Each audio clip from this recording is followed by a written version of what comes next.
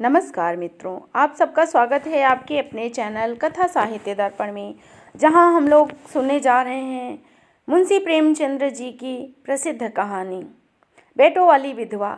यह कहानी मानसरोवर भाग 1 में संकलित कहानी है। मुंशी प्रेमचंद्र जी जो को लमही नामक ग्राम में 1880 में जन्म लेते हैं, हिंदी साहित्य के अद्वितीय योद्धा, पुरोधा और युग प्रवर्तक प्रेमचंद जी प्रगतिवाद के शुरुआत के कारण बने और अपनी लेखनी से हिंदी साहित्य को अमर कर दिया। हिंदी साहित्य के कोश में आपकी रचनाओं के द्वारा अक्षय पूर्ति की गई। आपके नाम के बिना हिंदी साहित्य की कल्पना करना भी संभव नहीं है। उपन्यास सम्राट, कहानी सम्राट मुंशी प्रेमचंद्र जी की कोश की यह एक बहुत ही प्रसिद्ध कहानी है, जो कि मनोविज्ञान और बच्चों को बदलते हुए दौर को किस प्रकार से प्रदर्शित करती है, वह हम इस कहानी में देखने जा रहे हैं। तो आइए विलंब ना करते हुए चलते हैं कहानी पर। और कहानी पर पहुंचने से पहले आपसे अनुरोध है कि आप हमारे चैनल को सब्सक्राइब करें। विभिन्न पाठ्यक्रमों में लगी हुई बहुत ही महत्वपूर्ण कहानियों, उपन्यासों का संकलन हमारे चैनल पर उपलब्ध है, तो आप उन्हें भी सुनें, मित्रों में शेयर करें, कहानी को लाइक करें और चैनल को सब्सक्राइब करें। तो आइए चलते हैं कहानी पर। पंडित अयोध्यानाथ का देहांत हुआ तो सबने कहा, ईश्वर आदमी को ऐसी ही मौत दें। 4 जवान बेटे थे, 1 लड़की।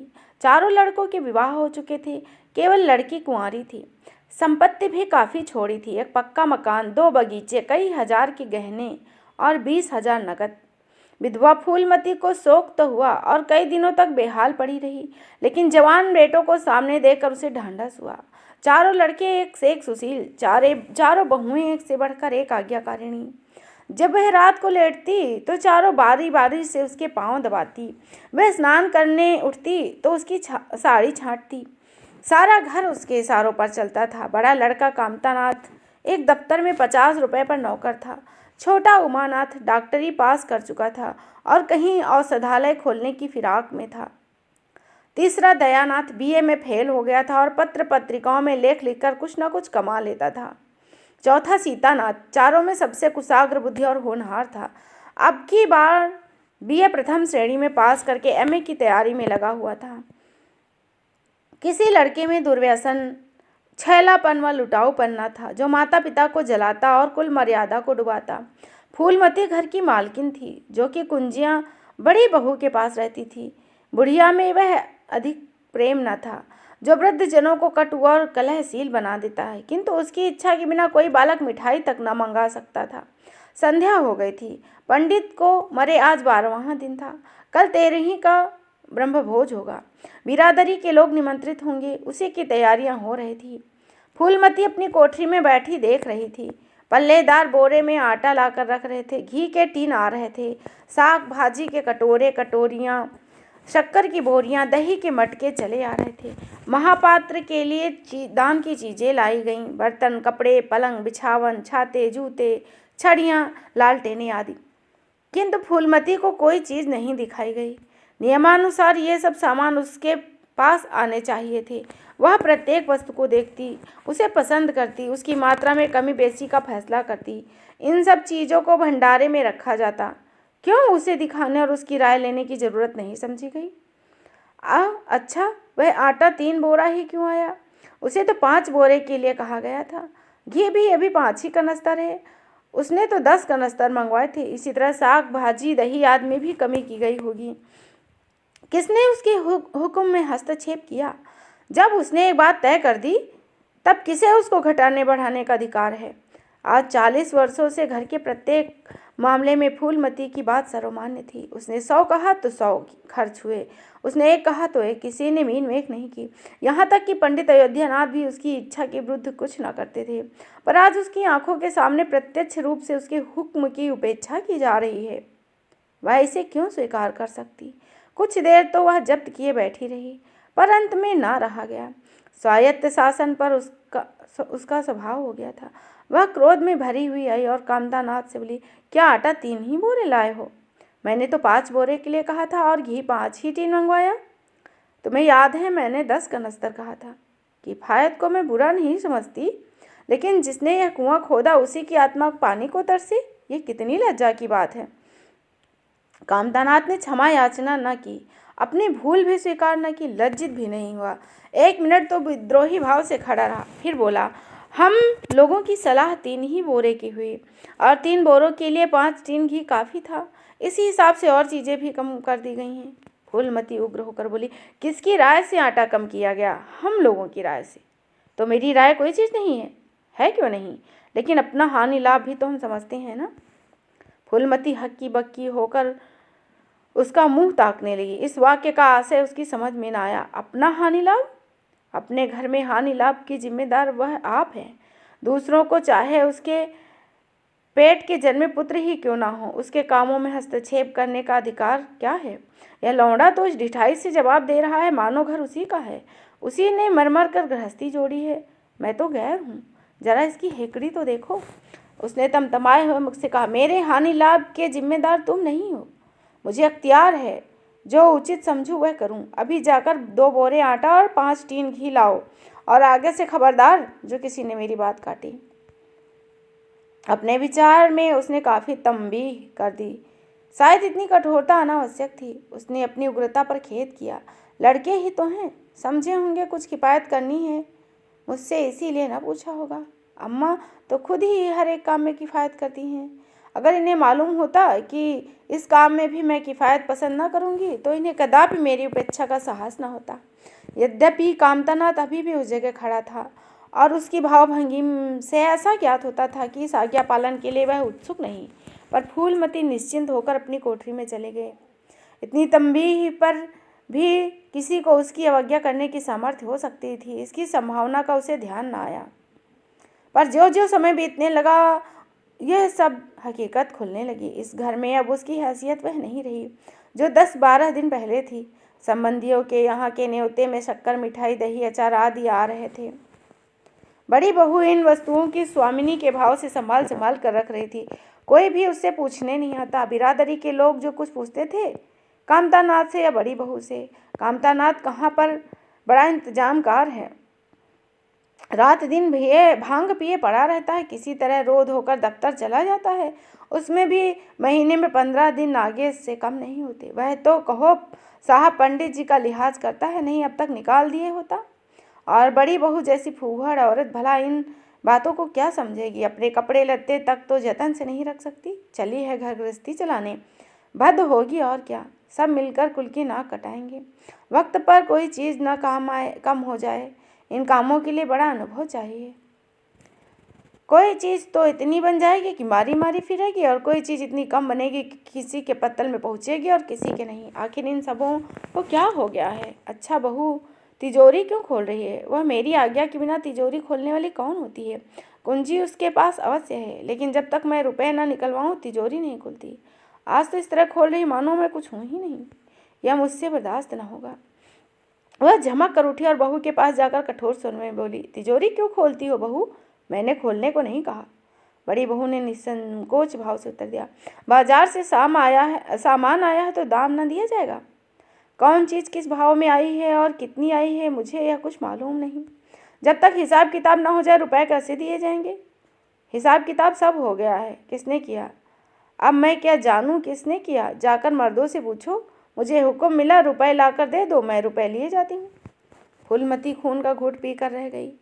इस वक्त बिगड़ने का अवसर न था। घर में मेहमान स्त्री पुरुष भरे हुए थे। अगर इस वक्त उसने लड़कों को डांटा तो लोग यही कहेंगे कि इनके घर में पंडित जी के मरते ही फूट पड़ गई।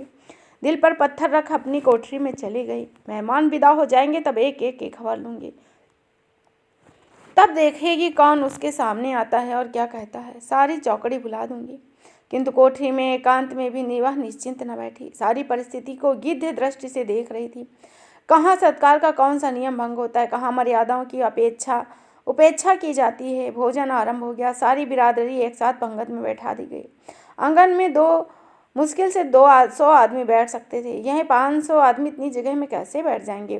क्या आदमी के ऊपर आदमी बिठाए जाएंगे? 2 पंगतों में लोग बिठाए जाते तो क्या बुराई थी? यही तो होता कि 12 बजे की जगह 2 बजे भोज समाप्त होता। मगर यहाँ तो सबको सोने की जल्दी पड़ी है। किसी तरह यह भला सिर से टले और चैन से सोएं। लोग कितने सट कर बैठे हुए हैं, किसी को हिलने की भी जगह नहीं है। पत्तल एक पर एक रखे हुए, पूरियां ठंडी हो गई, लोग गरम गरम मांग रहे हैं। मैदे की पूरियां ठंडी होकर चिमड़ी हो जाती हैं। इन्हें कौन खाएगा? रसोइये को कढ़ाव पर से ना जाने क्यों उठा दिया गया। यही सब बातें नाक काटने की हैं। सहसा शोर मचा, तरकारियों में नमक नहीं है। बड़ी बहू जल्दी जल्दी नमक पीसने लगी। फूलमती क्रोध के मारे होठ चबा रही थी, पर इस अवसर पर मुंह न खोल सकी। नमक पिसा और पत्तलों पर डाला गया। इतने में फिर शोर मचा, पानी गर्म है, ठंडा पानी लाओ। ठंड का कोई प्रबंध नहीं था। बर्फ ना मंगाई गई। आदमी बाजार दौड़ाया गया, मगर बाजार में इतनी रात बर्फ कहाँ। आदमी खाली हाथ लौट आया। मेहमानों को नल का गर्म पानी पीना पड़ा। फूलमती का बस चलता तो लड़कों का मुंह नोच लेती। ऐसी छिछालेदर उसके घर में कभी ना हुई। उस पर सब मालिक बनने के लिए मरते हैं। बर्फ जैसी जरूरी चीज मंगवाने के किसी को सुध नहीं थी। सुधी कहाँ से रहे? जब किसी को गप लड़ाने से फुर्सत मिले तब ना। मेहमान अपने दिल में क्या कहेंगे? चले हैं बिरादरी को भोज कराने, और बर्फ तक नहीं। फिर अचानक हलचल मची। अरे, लोग पंगत से उठे जा रहे हैं, क्या मामला है? फूलमती उदासीन न रह सकी। कोठरी से निकल बरामदे में आ गई। कामतानाथ से पूछा, क्या बात हो गई लल्ला? लोग उठे क्यों जा रहे हैं? कामतानाथ ने कोई जवाब न दिया, वहां से खिसक गया। फूलमती झुलझुला कर रह गई।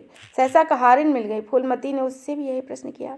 मालूम हुआ किसी के शोरबे में मरी हुई चिड़िया निकल आई है। फूलमती चित्र लिखित सी वहीं खड़ी रह गई। भीतर ऐसा उबाल हुआ कि दीवार से सिर टकरा ले। अभागे भोज का प्रबंध करने चले थे, इस फोहाड़पन की कोई हद। कितने आदमियों का धर्म का सत्यानाश हो गया। फिर पंगत क्यों ना उठ जाए। आंखों से देख अपना धर्म कौन गवाएगा। सारा किया धरा मिट्टी में मिल गया। सैकड़ों रुपए पर पानी फिर गया। बदनामी हुई वह अलग। मेहमान उठ चुके थे। पत्तलों पर खाने ज्यों के त्यों पड़ा था। चारों लड़के आंगन में लज्जित खड़े थे, एक दूसरे को इल्जाम दे रहे थे। बड़ी बहू अपनी देवरानियों पर बिगड़ रही थी। देवरानियां सारा दोष कुमुद को उड़ा रही थी। कुमुद खड़े रो रही थी। उसी वक्त फूलमती झल्लाई हुई आकर बोली, मुंह में कालिक लगी कि नहीं? अभी कुछ कसर बाकी है? डूब मरो सबके सब जाकर चुल्लू भर पानी में। शहर में कहीं मुंह दिखाने लायक नहीं रहे। किसी लड़के ने भी जवाब ना दिया। फूलमती और प्रचंड होकर बोली, तुम लोगों को क्या, किसी को शर्म हया तो है नहीं? आत्मा तो उनकी रो रही होगी जिन्होंने अपनी जिंदगी घर की मर्जाद बनाने में खबर कर दी। उनकी पवित्र आत्मा को तुमने यूं कलंकित किया। शहर में बड़ी थुड़ थुड़ हो रही है, अब कोई तुम्हारे द्वार पेशाब करने भी नहीं आएगा। कामतानाथ थोड़ी देर तक चुपचाप सुनते रहे। आखिर में झुलझुला कर बोले, बड़ी भयंकर भूल हुई, लेकिन अब क्या उसके लिए घर के प्राणियों को हलाल कर डालोगी? सभी से भूल होती, आदमी पछता कर रह जाता है, किसी की जान तो नहीं मारी जाती। बड़ी बहू ने अपनी सफाई दी। हम क्या जानते थे कि बीवी से इतना भी काम ना होगा। इन्हें चाहिए था कि देखकर तरकारी कढ़ाव में डालती, टोकरी उठाकर कढ़ाव में डाल दे। हमारा क्या दोष? कामतानाथ ने पत्नी को डांटा। इसमें ना कुमुद का कसूर है ना तुम्हारा, सहयोग की बात है। बदनामी भाग में लिखी थी, वह हुई। इतने बड़े भोज में एक मुट्ठी तरकारी कढ़ाव में नहीं डाली जाती, टोकरे के टोकरे उड़ेल दिए जाते हैं। कभी कभी ऐसी दुर्घटना हो जाती। इसमें कैसी जगह चाहे, कैसी ना कटाई, तुम तो खामखा जले पर नमक छिड़कती हो।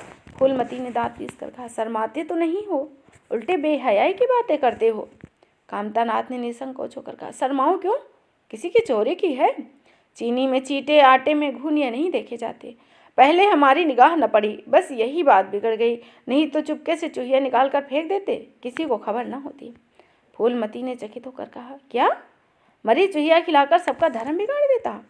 कामतानाथ हंसकर बोला, क्या पुराने जमाने की बातें करती हो अम्मा? इन बातों से धर्म नहीं जाता। धर्मात्मा लोग जो पत्तल पर से उठ गए हैं, इनमें कौन से हैं जो भेड़ बकरी का मांस नहीं खाते? तालाब के कछुए और घोंगे तक किसी से नहीं बचते, जरा सी चूहिया में क्या रखा है? फूलमती को ऐसा प्रतीत हुआ, अब प्रलय आने में देर नहीं है। पढ़े लिखे आदमियों के मन में ऐसी धार्मिक भावनाएं आने लगे तो धर्म की रक्षा भगवान ही करे। अपना सा मुँह लेकर चली गई। 2 महीने गुजर गए। रात का समय है। चारों भाई काम से छुट्टी पाकर कमरे में बैठे गप शप कर रहे हैं। बड़ी बहू भी षड्यंत्र में शरीक है। कुमुद के विवाह का प्रश्न छिड़ा हुआ है। कामतानाथ ने मसनद पर टेक लगाते हुए कहा, दादा की बात दादा के साथ गई। पंडित भी, विद्वान भी और कुलीन भी होंगे, लेकिन जो आदमी अपनी विद्या और कुलीनता को रुपए पर बेचे वह नीच है। ऐसे आदमी के लड़के से हम कुमुद का विवाह सेत में भी नहीं करेंगे। 5,000 तो दूर की बात है। उसे बताओ धत्ता और किसी दूसरे वर्ग की तलाश करो। हमारे पास कुल 20,000 ही तो है। एक एक के हिस्से में 5-5 हज़ार आते हैं। 5 हज़ार दहेज में दे दें और 5-6 हज़ार नेक निछावर बाजे गाजे में उड़ा दें तो हमारी बधिया ही बैठ जाएगी। उमानाथ बोले, मुझे अपना औषधालय खोलने के लिए कम से कम 5 हज़ार की ज़रूरत है। मैं अपने हिस्से से एक पाई भी नहीं दे सकता। फिर खुलते ही आमदनी तो होने नहीं लगेगी, कम से कम साल भर से घर से ही उसमें भरना पड़ेगा। दयानाथ एक समाचार पत्र देख रहे थे। आंख से ऐनक उतारते बोले, मेरा विचार भी एक पत्र निकालने का है। प्रेस और पत्र में कम से कम 10 हज़ार का कैपिटल चाहिए। 5 हज़ार मेरे रहेंगे तो कोई ना कोई साझेदार भी मिल जाएगा। पत्र में लेख लिखकर मेरा निर्वहन नहीं हो सकता। कामतानाथ ने सिर हिलाते हुए कहा, अजी राम भजो, सेत में कोई लेख छपवाता नहीं, रुपए कौन देगा? दयानाथ ने प्रतिवाद किया, नहीं, यह बात तो नहीं है। मैं तो कभी बिना पेशगी पुरस्कार लिए नहीं लिखता। कामतानाथ ने जैसे अपने शब्द वापस लिए, तुम्हारी बात मैं नहीं करता भाई, तुम तो थोड़ा बहुत मार लेते हो, लेकिन मैं सबकी बात करता हूँ। बड़ी बहू ने श्रद्धा भाव से कहा, कन्या भाग्यवान हो तो दरिद्र के घर भी सुखी रह सकती है, अभागी हो तो राजा के घर भी रोएगी। ये सब नसीबों का खेल है। कामतानाथ ने स्त्री की ओर प्रशंसा भाव से देखा। फिर इसी साल हमें सीता का भी विवाह तो करना है। सीतानाथ सबसे छोटा था। सिर झुकाए भाइयों की स्वार्थ भरी बातें सुनकर कुछ कहने के लिए उतावला हो रहा था। अपना नाम सुनते ही बोला, आप मेरे विवाह की चिंता ना करें। जब तक मैं किसी धंधे में ना लग जाऊंगा विवाह का नाम न लूँगा। और सच पूछिए तो मैं विवाह नहीं करना चाहता। देश को इस समय बालकों की ज़रूरत नहीं, काम करने वालों की ज़रूरत है। मेरे हिस्से के रुपए से आप कुमुद के विवाह को कर दीजिए। सारी बातें तय हो जाने के बाद ये उचित नहीं है कि पंडित मुरारी लाल से संबंध तोड़ लिया जाए। उमा ने तीव्र स्वर में कहा, 10 हज़ार कहाँ से आएंगे? सीता ने डरते हुए कहा, मैंने तो अपने हिस्से के रुपए देने को कहा है, और शेष मुरारी लाल से कहा जाए कि दहेज में कुछ कमी कर दें। वे इतने स्वार्थांध नहीं हैं कि इस अवसर पर कुछ बल खाने को तैयार न हो जाएं। अगर वह 3 हज़ार में संतुष्ट हो जाएं तो 5 हज़ार में विवाह हो सकता है। उमानाथ ने कामतानाथ से कहा, सुनते हैं भाई साहब इनकी बातें? दयानाथ बोल उठे, इसमें आप लोगों का क्या नुकसान है? मुझे तो इस बात की खुशी हो रही है कि भला हम में से कोई तो त्याग करने योग्य है। इन्हें तत्काल रुपए की ज़रूरत नहीं है, सरकार से वजीफा पाते हैं, पास होने पर कहीं न कहीं जगह मिल जाएगी। पर हम लोगों की हालत ऐसी नहीं है। कामतानाथ ने दूरदर्शिता का परिचय दिया। नुकसान की एक ही कही, हम में से एक को कष्ट हो तो क्या और लोग बैठकर देखेंगे? यह अभी लड़के हैं, इन्हें क्या मालूम समय पर 1 रुपया 1 लाख का काम करता है। कौन जानता है कल इन्हें विलायत जाकर पढ़ने का सरकारी वजीफा मिल जाए, सिविल सर्विस में आ जाए। उस वक्त सफ़र की तैयारियों में 4-5 हज़ार रुपये लग जाएंगे। तब किसके सामने हाथ फैलाते फिरेंगे? मैं नहीं चाहता कि दहेज के पीछे इनकी ज़िंदगी नष्ट हो जाए। सीतानाथ ने इस तर्क ने सीतानाथ को भी तोड़ दिया। सकुचाता बोला, हाँ, यदि ऐसा हुआ तो बेशक मुझे रुपए की ज़रूरत होगी। क्या ऐसा होना संभव है? असंभव तो मैं नहीं समझता, लेकिन कठिन अवश्य है। वजीफे उन्हें ही मिलते हैं जिनके पास सिफारिशें होती हैं। मुझे कौन पूछता है? कभी कभी सिफारिशें धरी रह जाती है और बिना सिफारिश वाले बाजी मार ले जाते हैं। तो आप जैसा उचित समझें। मुझे तो यहाँ तक मंजूर है कि चाहे मैं विलायत भले न जाऊँ, पर कुमुद अच्छे घर जाए। कामतानाथ ने निष्ठा भाव से कहा, अच्छा घर दहेज देने से नहीं मिलता भैया। जैसा तुम्हारी भाभी ने कहा, यह नसीबों का खेल है। मैं तो चाहता हूँ कि मुरारी लाल को जवाब दे दिया जाए और कोई ऐसा घर खोजा जाए जो थोड़े में राजी हो जाए। इस विवाह में मैं 1 हज़ार से ज़्यादा नहीं खर्चा कर सकता। पंडित दीनदयाल कैसे हैं? उमा ने प्रसन्न होकर कहा, बहुत अच्छे, MA BA ना सही, यजमानों से अच्छी आमदनी है। दयानाथ ने आपत्ति की, अम्मा से भी पूछ तो लेना चाहिए। कामतानाथ ने इसकी ज़रूरत नहीं समझी। बोले, उनकी तो जैसे बुद्धि ही भ्रष्ट हो गई, वही पुरानी बातें मुरारी लाल के नाम पर उधार खाए बैठी हैं। यह नहीं समझती कि वह जमाना नहीं रहा। उनको तो बस कुमुद मुरारी पंडित के घर जाए, चाहे हम लोग तबाह हो जाएं। उमा ने एक शंका उपस्थित की, अम्मा अपने सब गहने कुमुद को दे देंगी, देख लीजिएगा। कामतानाथ ने स्वार्थ नीति से विद्रोह न कर सका। बोला, गहने पर उनका पूरा अधिकार है, उनका स्त्री धन है, चाहे जिसे दें। उमा ने कहा, स्त्री धन है तो क्या उसे लुटा देंगी? आखिर वह भी तो दादा की ही कमाई है, किसी की भी कमाई हो, स्त्री धन पर उनका पूरा अधिकार है। यह कानूनी गोरख धंधे हैं। 20 हज़ार में तो 4 हिस्सेदार हैं और 10 हज़ार के गहने अम्मा के पास रह जाएं। देख लेना, इन्हीं के बल पर वह कुमुद का विवाह मुरारी पंडित के घर कर देंगे। उमानाथ इतनी बड़ी रकम हाथ से आसानी से नहीं छोड़ सकता। वह कपट नीति में कुशल है। कोई कौशल रचकर माता से सारे गहने ले लेगा। उस वक्त तक कुमुद के विवाह की चर्चा करके फूलमती को भड़काना उचित नहीं। कामतानाथ ने सिर हिलाकर कहा, भाई मैं इन चालों को पसंद नहीं करता। उमा ने खिसियाकर कहा, गहने 10,000 से कम के ना होंगे।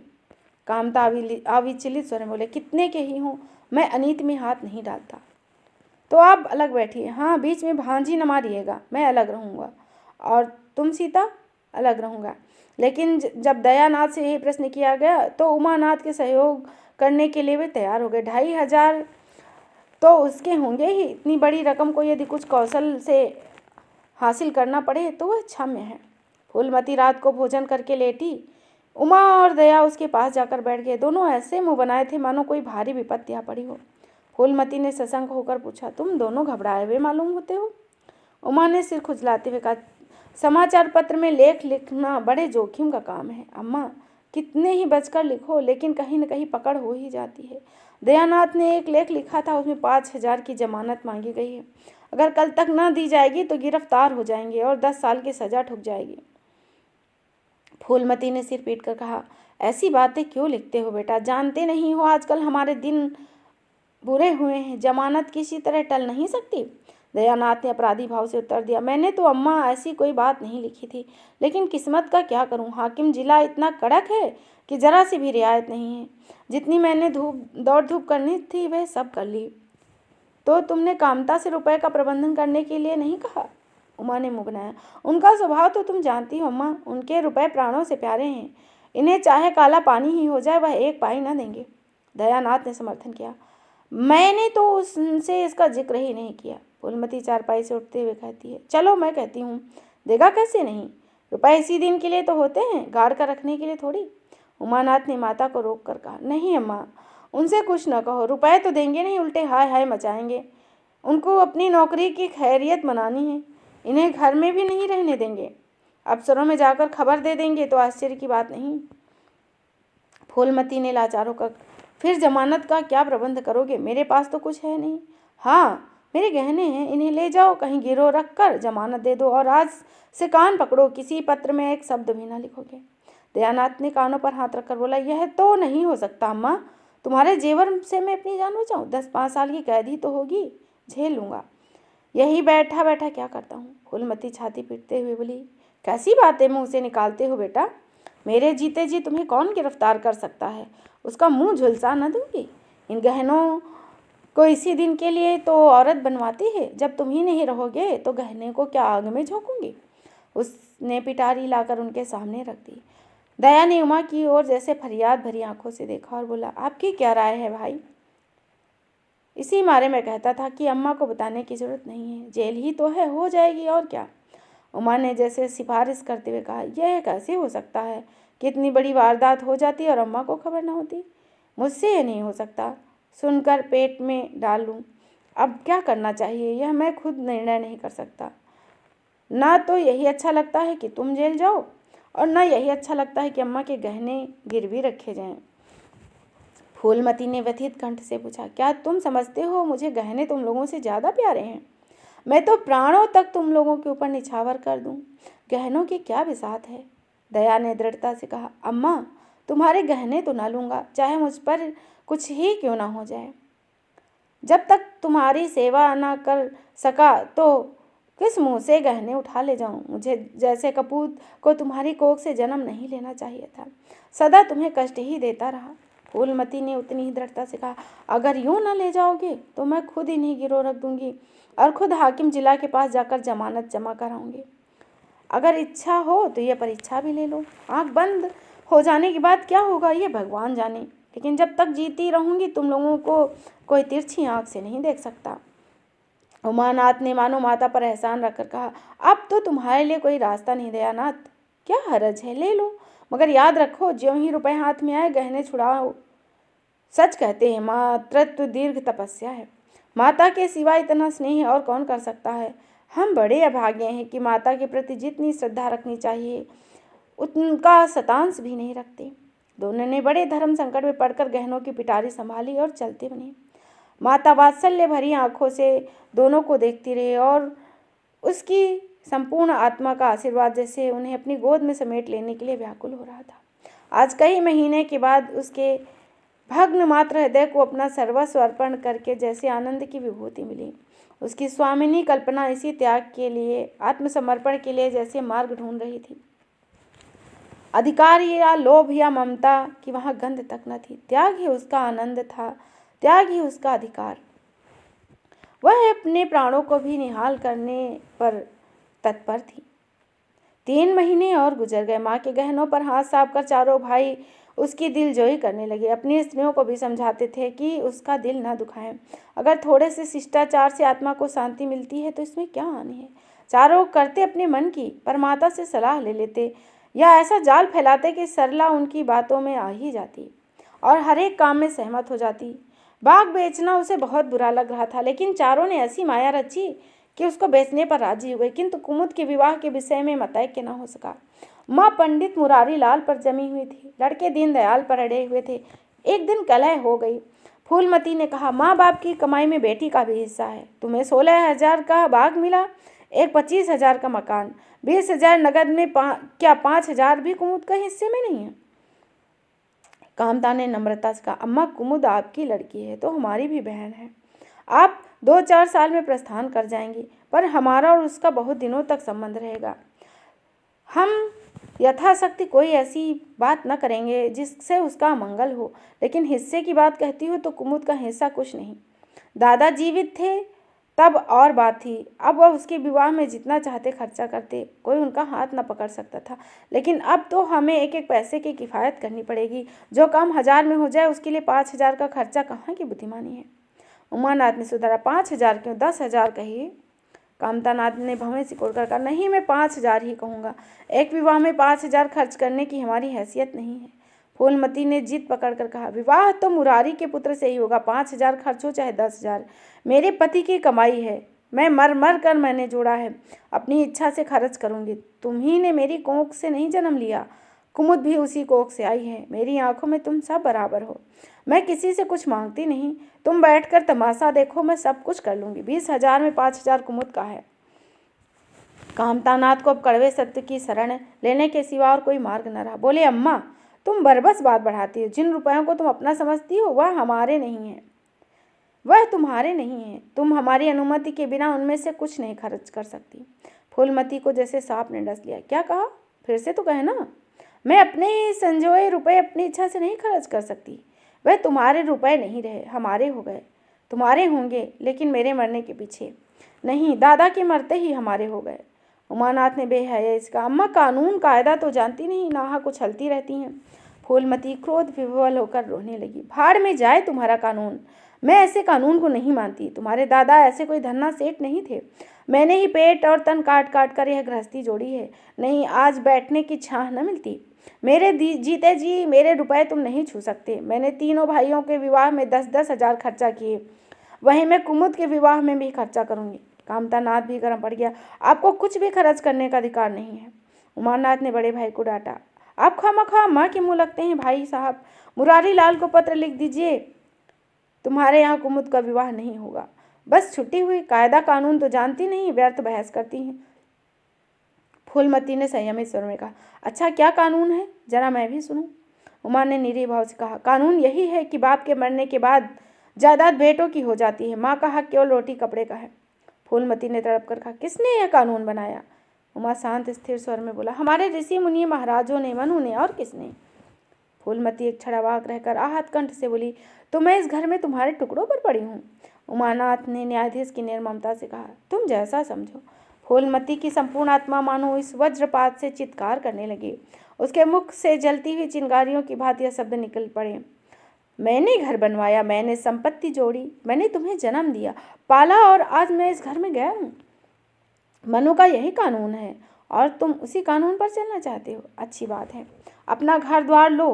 मुझे तुम्हारी आश्रिता बनकर रहना स्वीकार नहीं। इससे अच्छा है मैं कहीं मर जाऊं। वाह हरे अंधेर, मैंने पेड़ लगाया और मैं ही उसकी छांव में नहीं खड़ी हो सकती। अगर यही कानून है तो इसमें आग लग जाए। चारों युवकों पर माता के इस क्रोध और आतंक का कोई असर न हुआ। कानून का फौलादी कवच उनकी रक्षा कर रहा था।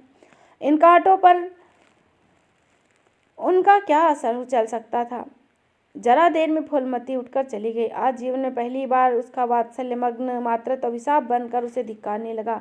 जिस मातृत्व को उसने जीवन की विभूति समझा था, जिसके चरणों में वह सदैव अपनी समस्त अभिलाषाओं कामनाओं को अर्पित कर धन्य महसूस करना चाहती थी, जिसमें जीवन जलकर भस्म हो गया, आज वही अग्निकुंड सा जान पड़ा।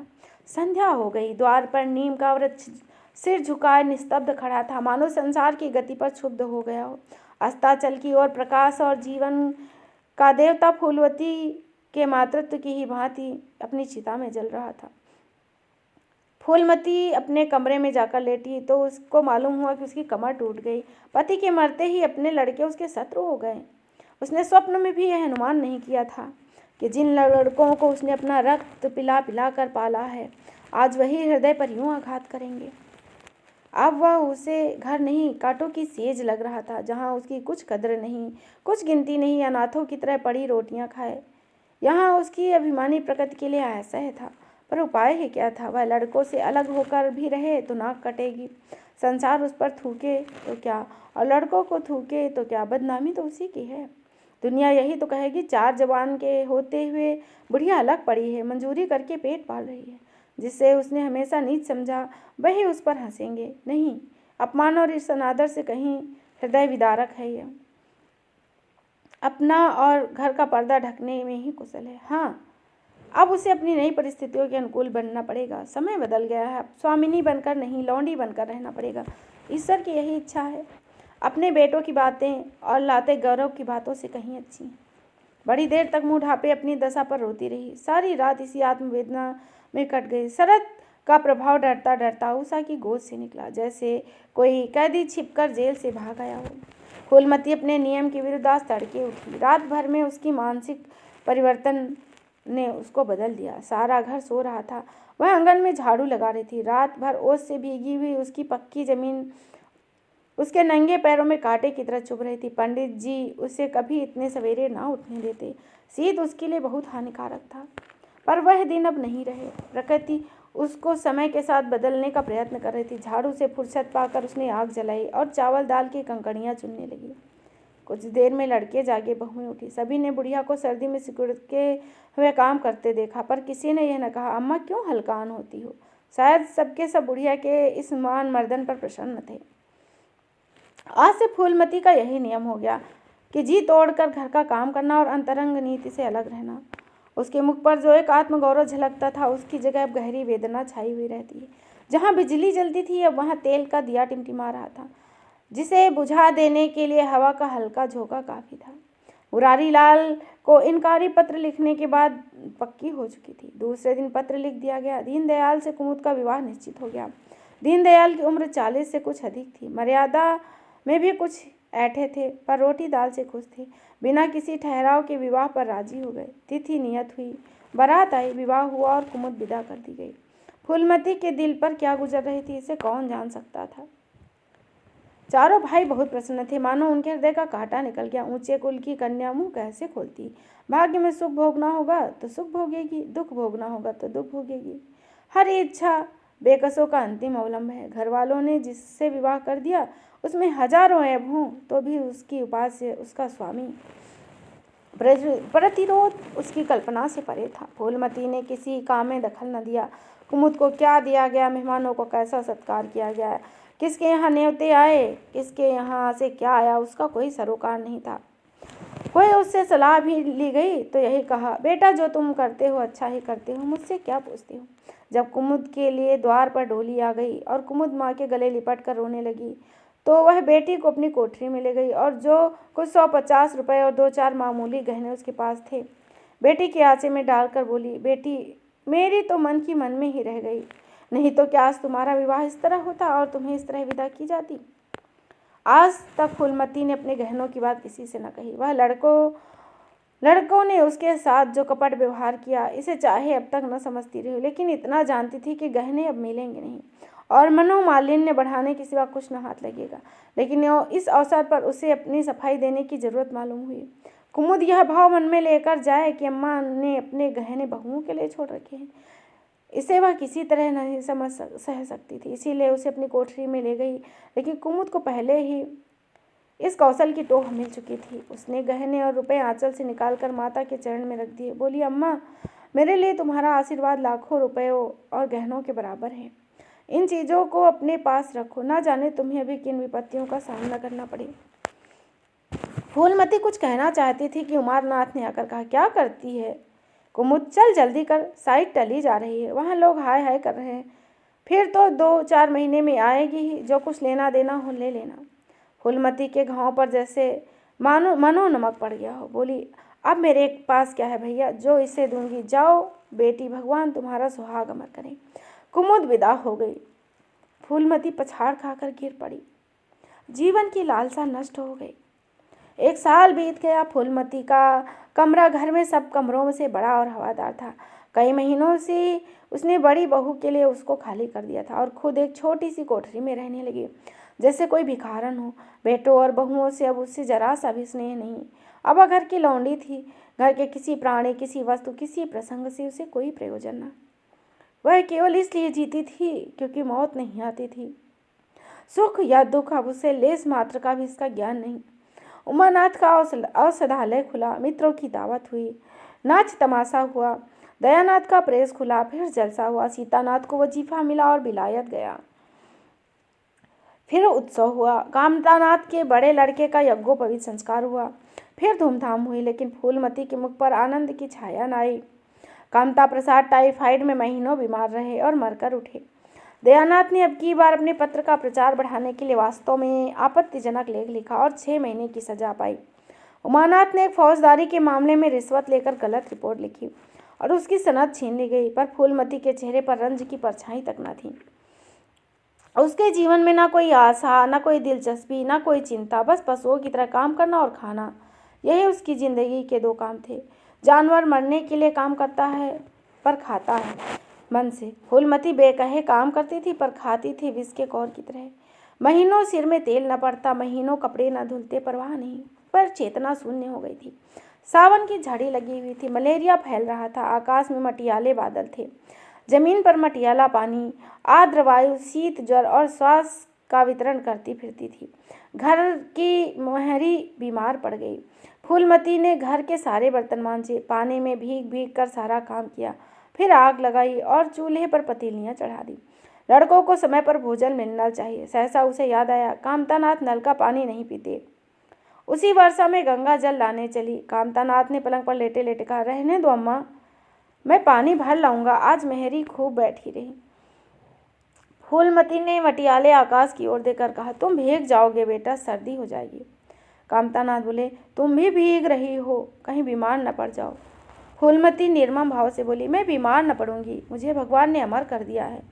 उमानाथ भी वहीं बैठा हुआ था। उसने औषधालय में कुछ आमदनी न होती थी उसके औषधालय से, इसीलिए बहुत चिंतित था। भाई भवज की मुँह देखी करता था। बोला, जाने दो भैया, बहुत दिनों बहुओं पर राज किया है, उसका प्रायश्चित कुछ कर लेने दो।